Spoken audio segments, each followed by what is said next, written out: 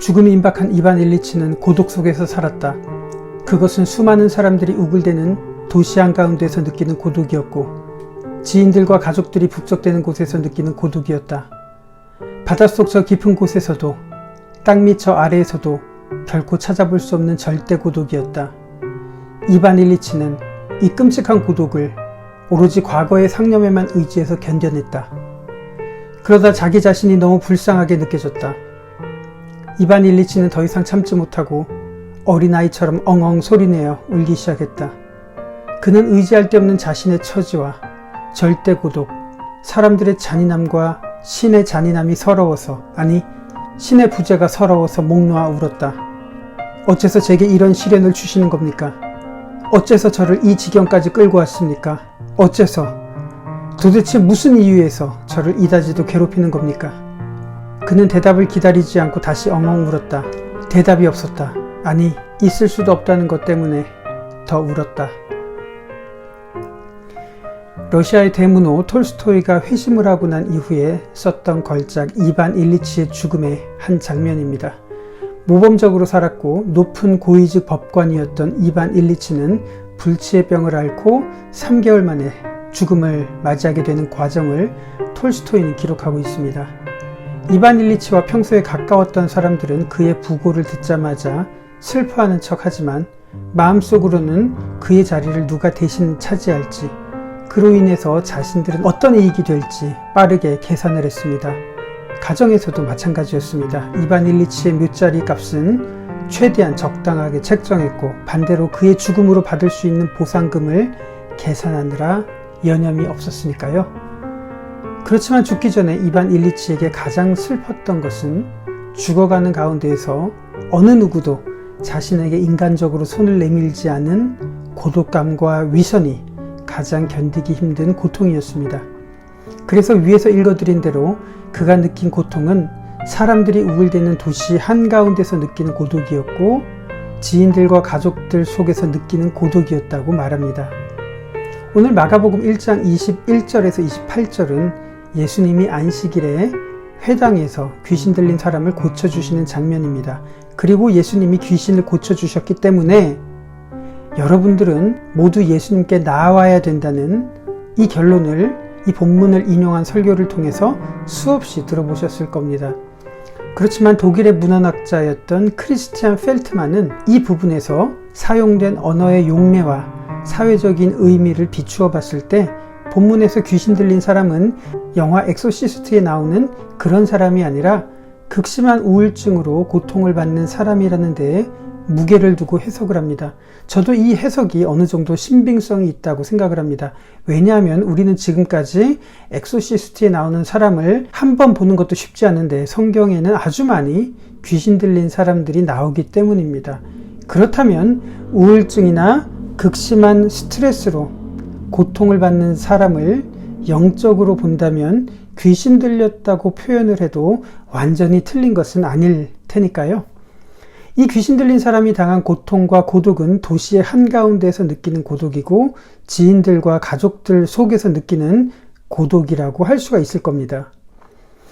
회당으로 이 사람이 왔었을 장면을 상상해 볼까요? 귀신 들려서 엑소시스트의 한 장면일 수도 있고 아니면 삶의 고통과 위압감, 무기력감으로 인해서 좌절한 상태, 우울함으로 가득 찬 그런 모습일 수도 있을 겁니다. 중요한 것은 장소는 회당이었고 시간은 안식일이었습니다. 회당에 있었던 사람들은 그를 보면서 죄가 있을 것이라고 생각을 했거나 혹은 분명히 어떤 숨겨진 죄 때문에 징벌을 받고 있는 상태라고 생각했을지도 모르겠습니다. 왜냐하면 이런 사람들은 태어날 때부터 시각장애를 가졌던 사람을 보면서 그것이 그 사람의 죄인지 아니면 부모의 죄인지를 논했던 사람들이었으니까요. 톨스토이의 분신과도 같은 이반 일리치가 힘겨워하는 부분이 바로 이 지점입니다. 그 부분을 읽어드리도록 하겠습니다.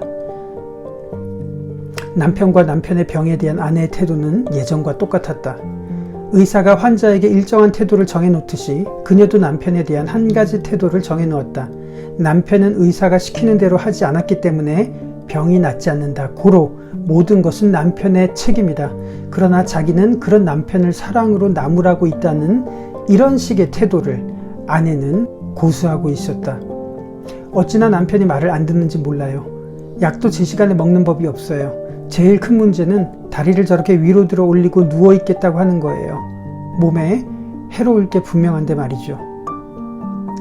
이 부분을 읽으면서 마음이 답답해지는 건 왜일까요? 지금까지 예수님이 귀신을 쫓아내셨다는 설교를 수없이 들었습니다. 예수님은 능력이 많으시니 무조건 예수님께 나와야 된다는 것. 그러나 우리들이 주저앉아 있을 때 그것으로 인해서 예수님께 나아갈 힘조차 없고 나아가야 된다는 기대와 소망마저도 상실했을 때 주변에서 들리는 소리를 지금 톨스토이가 대변하고 있기 때문입니다. 성경에서 시키는 대로 하지 않았기 때문에 네가 그 모양이다. 낫지 않는 것이다. 그래서 모든 것은 너의 책임이다. 그러나 나는 너를 사랑으로 나무라고 있다는 식상한 권면들, 한 번쯤은 들어본 권면이었을 겁니다.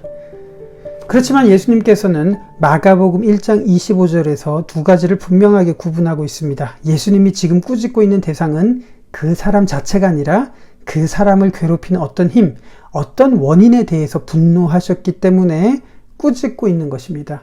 이것은 자신의 능력을 과시하는 행동이 아니라 그 사람에 대한 연민을 보여주는 장면입니다. 여기에서 우리가 붙잡아야 될 부분이 있죠. 예수님은 한 번도 귀신 들린 사람, 병자들, 장애인들, 죄인들, 그들을 나무라거나 꾸짖지 않으셨다는 사실입니다. 예수님께서 분노하셨던 대상은 그들을 고통스럽게 만들었던 원인이었으니까요. 그러나 회당에 있는 사람들과 이반 일리치 주변에 있었던 사람들, 그리고 어쩌면 우리 주변을 스치고 지나갔던 사람들이 꾸짖거나 나무랐던 것은 사람 자체가 아니었을까요? 귀신 들렸던 사람이 정말 무엇을 원했을까요? 이반 일리치는 그것을 말하고 있습니다. 사람들의 거짓말 외에 이반 일리치를 고통스럽게 했던 또 한 가지는 그 누구도 그가 바라는 만큼 그를 가엾게 여겨주지 않는다는 사실이었다. 오랜 기간 고통스럽게 질병과 씨름하면서 이반 일리치는 사실대로 고백하는 것이 부끄럽기는 해도 누군가가 자신을 병든 어린아이 대하듯 마냥 불쌍히 여겨주기를 그 무엇보다 간절히 소망했다. 아이를 달래며 보살피듯이 다독여주고 자기를 위해 울어주기를 바랬다. 수염이 하얗게 새어가는 나이에 권위 있는 판사에게 그렇게 해줄 수 없다는 것쯤은 그도 알고 있었다. 그럼에도 그는 여전히 누군가가 그렇게 해주기를 바라고 있었다. 지금까지의 내용을 종합해보면 예수님께서 회당에서 보여주신 모습은 그가 얼마나 능력이 많았는가를 과시하는 장면이기보다 예수님께서 귀신 들린 사람을 얼마나 안타까워했고 그리고 무엇이 그의 인생을 이렇게도 주저앉게 만들었는지 예수님은 그것에 대해서 분노하고 나무라고 있었던 겁니다. 당시에는 아무도 그렇게 하지 않았으니까요. 유대 율법은 회당에서 귀신 들린 이 사람과 함께하면 그 사람도 죄인으로 오염이 된다는 생각에서 거리를 두기를 요구를 했었습니다. 그 사람을 안타까워할 수 있는 바로 그것이 우리를 형성하는 정체성이기를 소망합니다. 바로 그것에 대해서 톨스토이가 기록하는 것을 여러분들에게 연결하면서 오늘 연결 체프를 마무리하겠습니다.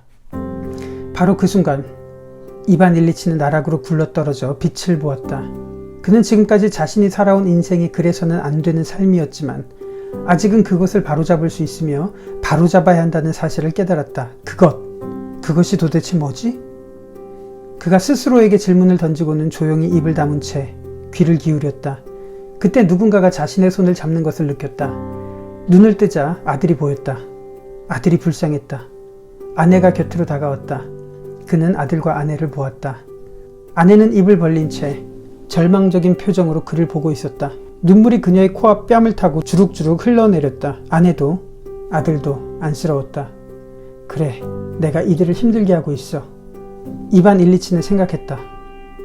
용서해줘 라고 말하고 싶었지만 말할 힘조차 없었다. 그러자 갑자기 모든 것이 명확해졌다. 이제까지 그를 괴롭히면서도 마음속에 갇혀있던 것들이 일순간 두 방향, 열 방향, 모든 방향에서 쏟아져 나왔다. 저들이 불쌍해. 저들이 더 이상 고통받지 않게 해주어야 해. 저들을 해방시켜주고 나 자신도 이 고통에서 해방되어야 해. 얼마나 좋아. 얼마나 단순해. 그는 이렇게 생각했다. 그러자 통증은 사라졌다. 죽음이 있던 자리에 빛이 있었다. 죽음은 끝났어. 그는 스스로에게 말했다. 더 이상 죽음은 없어. 그는 숨을 크게 들이마시다가 도중에 멈추더니 온몸을 쭉 뻗었다. 그렇게 그는 죽었다.